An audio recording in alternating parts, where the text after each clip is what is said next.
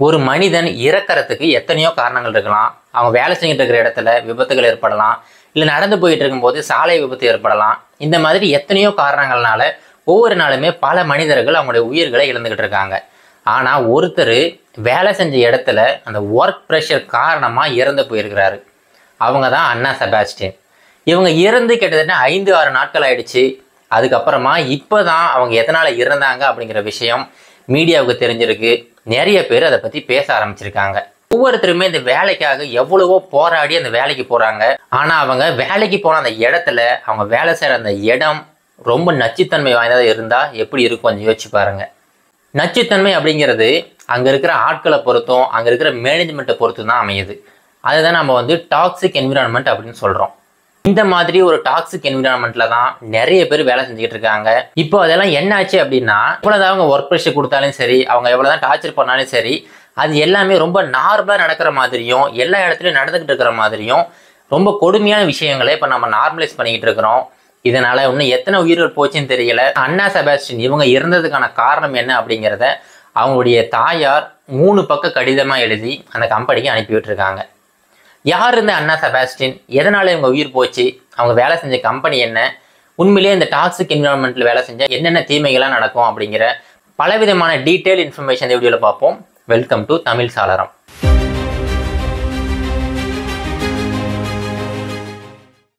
அன்னா செபாஸ்டியன் இவங்க கேரளாவை சேர்ந்த ஒரு பெண். இவங்க எல்லாருமே கஷ்டப்பட்டு படிக்கிற மாதிரி தான் படிச்சிருக்காங்க. கஷ்டப்பட்டு படித்து சிஏ அதாவது சார்ட்டர்ட் அக்கௌண்டன்ட் அப்படிங்கிற அந்த எக்ஸாமை கிளியர் பண்ணியிருக்காங்க. 4 மாதத்துக்கு முன்னாடி தான் அந்த எக்ஸாம் கிளியர் பண்ணியிருக்காங்க. கிளியர் பண்ண உடனே அவங்களுக்கு E&Y அப்படிங்கிற ஒரு குளோபல் கம்பெனியில் ரிப்போர்ட்டிங் செக்ஷனில் உங்களுக்கு வேலை கிடைக்கிது. வேலை கிடைச்ச உடனே பூனேக்கு ஷிஃப்ட் ஆகுறாங்க. பூனேவில் இருக்க ஒரு பிஜியில் தங்கி எல்லா வேலைகளுமே பார்த்துக்கிட்டு இருக்காங்க.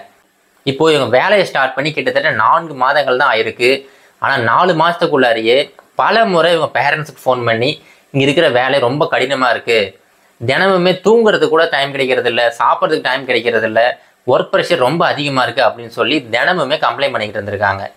இவங்க அவங்க பேரண்ட்ஸ் கிட்ட மட்டும் கம்ப்ளைண்ட் பண்ணலைங்க. அந்த HR டிபார்ட்மெண்ட் ஆகட்டும், இவங்க அவங்க மேனேஜர் ஆகட்டும், இந்த மாதிரி பலவிதமான ஹைராக்கியில் இருக்கிற எல்லா அதிகாரிகள்கிட்டயுமே கம்ப்ளைண்ட் பண்ணியிருக்காங்க.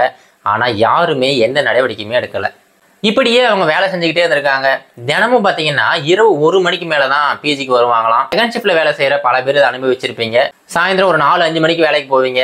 செகண்ட் ஷிஃப்ட் முடிஞ்சு ஒரு 1 மணி 2 மணிக்கு தான் திரும்ப வருவீங்க. ஆனால் அந்த சமயத்தில் நீங்கள் சாப்பிட்டுட்டு தூங்குனீங்கன்னா உங்களுக்கு தூக்கமே வராது. தூக்கம் வர்றதே அதிகாலை ஒரு 4-5 மணிக்கு தான் இருக்கும். ஆனால் அந்த டைமில் தூங்கி எழுந்தீங்கன்னா திரும்ப சீக்கிரம் எழணும், சாப்பிட்டுட்டு திரும்ப வேலைக்கு போகணும். அந்த மாதிரி ஒரு ரொட்டீனான லைஃப் திரும்ப திரும்ப வந்துக்கிட்டே இருக்கும்.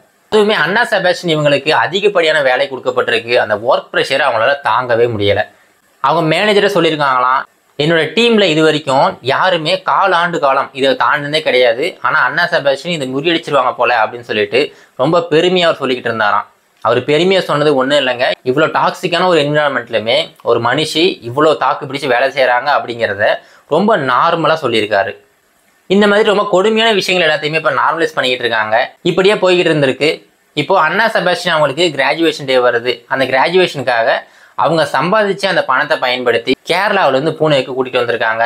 இது ஒரு பெருமையான தருணம் தான். அவங்க பேரண்ட்ஸ் அங்கே தங்கி இருந்த அந்த 2 நாட்களில் கூட அவங்களால சந்தோஷமா இருக்க முடியலையா. அப்போவுமே ஒர்க்கை பற்றின அந்த எண்ணங்கள் தான் அதிகப்படியாக இருந்திருக்கு. பேரண்ட்ஸுமே பேசாமல் ரிசைன்மெண்ட் வந்துருமா அப்படின்னு சொல்லிட்டு எவ்வளோ கம்பல் பண்ணியிருக்காங்க. ஆனால் கம்பெனியில் ஜாயின் பண்ணி கிட்டத்தட்ட 4 மாதங்கள் தான் ஆகுது. 1 வருஷமாவது அங்கே ஒழுங்காக வேலை செஞ்சாதான் நம்மளுக்கு எக்ஸ்பீரியன்ஸ் கிடைக்கும், அடுத்த வேலைக்கு போக முடியும் அப்படிங்கிற அந்த எண்ணத்தில் அந்த வேலையை கண்டினியூ பண்ணிக்கிட்டே இருந்திருக்காங்க. இப்போ கிராஜுவேஷன் டே முடிஞ்சு அவங்க சுற்றி பார்த்துக்கிட்டு இருக்கிற அந்த சமயத்தில் அவங்க செஸ்ட்டில் லேசாக பெயின் வந்திருக்கு. உடனே ரொம்ப பதறி போயிட்டு பக்கத்தில் இருக்க ஒரு கார்டியாலஜிஸ்ட்டை மீட் பண்ணியிருக்காங்க. அவர் செக் பண்ணி பார்த்துட்டு அதெல்லாம் ஒன்றும் இல்லை, உங்களுக்கு ஒர்க் ப்ரெஷர் தான் காரணம், ரொம்ப ஸ்ட்ரெஸ்ஸாக இருக்கீங்க, ஃபுட் ஹேபிட்ஸை மாற்றுங்க, இந்த மாதிரி ஒரு சில அட்வைஸை கொடுத்து அவர் அனுப்பி விட்டுட்டாரு. அவங்க பேரண்ட்ஸுமே அங்கேருந்து திரும்ப கேரளாவுக்கு வந்துட்டாங்க. அடுத்த ஒரே வாரத்தில் மறுபடியும் அன்னா செபாஸ்டியன் அவங்களுக்கு அதிகப்படியான நெஞ்சு வலி வந்திருக்கு. ஹாஸ்பிட்டலுக்கு கூட்டிகிட்டு போகிற அந்த சமயத்திலேயே அன்னா செபாஸ்டியன் மயங்கி கீழே விழுந்துடுறாங்க. இப்போ அந்த பிஜிலே இருந்த ஒரு டென்டல் டாக்டர் CPRலாம் ட்ரை பண்ணியிருக்காரு. ஆனால் எவ்வளவோ முயற்சி பண்ணி எவ்வளவோ ஃபர்ஸ்ட் எய்ட்லாம் கொடுத்து பார்த்தாலுமே அவங்கள மறுபடியும் உயிர் தெள்ள வைக்க முடியலை. அன்னா செபாஸ்டியன் ரொம்ப பரிதாபமாக அங்கேயே இறந்து போயிடுறாங்க. இப்போ அவங்க இறந்ததுக்கு அப்புறமா அவங்களுடைய தாயார் அந்த E&Y அப்படிங்கிற அந்த கம்பெனிக்கு 3 பக்கம் இருக்கிற மாதிரி ஒரு கடிதத்தையும் அனுப்புகிறாங்க.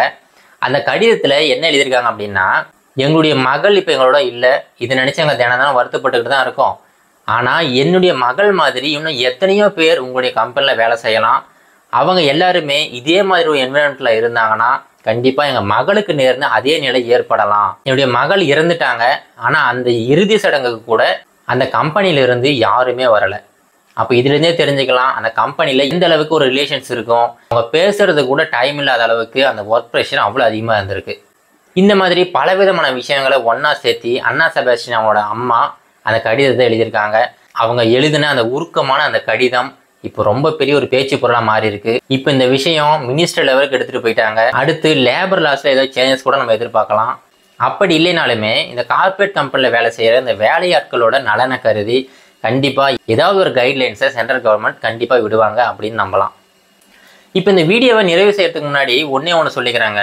டாக்டர் அப்துல் கலாம் ஐயா என்ன சொல்லியிருக்காரு அப்படின்னா, நீங்கள் உங்களுடைய வேலையை நேசிங்க, ஆனால் நீங்கள் வேலை செய்கிற கம்பெனியை நேசிக்காதீங்க.